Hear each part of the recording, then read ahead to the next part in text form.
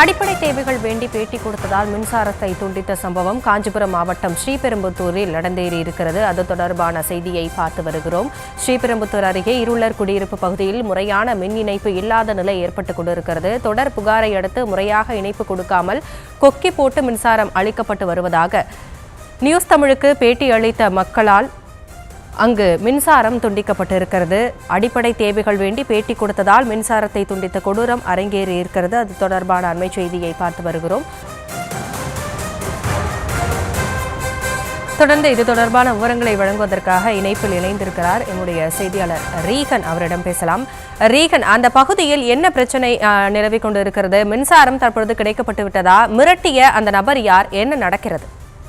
வணக்கம் ஆசனி. காஞ்சிபுரம் மாவட்டம் ஸ்ரீபெரும்புதூர் அருகே செல்லம்பட்டிடை பகுதியில் உள்ள எல்மீன் குட்டூர் இருளர் பழங்குடியினர் குடியிருப்பில் அரசு திட்டத்தின் கீழ் பழங்குடியினர் குடியிருப்பில் படிப்படியாக வீடுகள் கட்டப்பட்டு மக்களிடம் ஒப்படைக்கப்பட்டு வருகிறது. இந்த நிலையில் அந்த குடியிருப்பில் உள்ள தெருவில் சில வீடுகள் கட்டி முடிக்கப்பட்டு மக்கள் குடியேறி வருகின்றனர். ஆனால் அந்த தெருவிற்கான தனியான மின்கம்பம் அமைக்கப்படாததால் அருகில் உள்ள மின்கம்பத்திலிருந்து கொக்கி போட்டு தற்காலிகமாக மின் இணைப்பு வழங்கப்பட்டுள்ளதாக கூறப்படுகிறது. இது பாதுகாப்பற்ற முறையாக இருப்பதால் காற்று வீசும் நேரங்களில் இந்த மின் இணைப்பு அடிக்கடி துண்டிக்கப்படுவதாலும் மின் விநியோகம் இடையூறு ஏற்பட்டு வருவதோடு மின் விபத்து ஏற்படும் அபாயம் உள்ளதாக அப்பகுதி மக்கள் குற்றம் சாட்டினர்.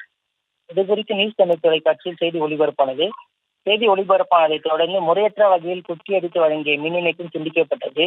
இதனால் அந்த பகுதி மக்கள் நேற்று மதியம் முதல் தற்போது வரை இருட்டில் இருக்கும் அவலம் ஏற்பட்டுள்ளது மின்சாரம் இல்லாமல். இது குறித்து செய்தி சேகரிக்க சென்ற செய்தியாளரை ஊராட்சி மன்ற தலைவரின் உறவினர் திமுக நிர்வாகி பால்ராஜ் என்பவர் மிரட்டல் விடுத்துள்ளார். மேலும் அவர் செய்தியாளரை அவதூறு வார்த்தைகளை பேசி அநாகரிகமாகவும் அவரையும் அவரது குடும்பத்தினரையும் திட்டினார். நீ பணத்தை வாங்கி கொண்டு செய்தி போடுகிறே எனும் மிரட்டும் வகையில் பேசினார்.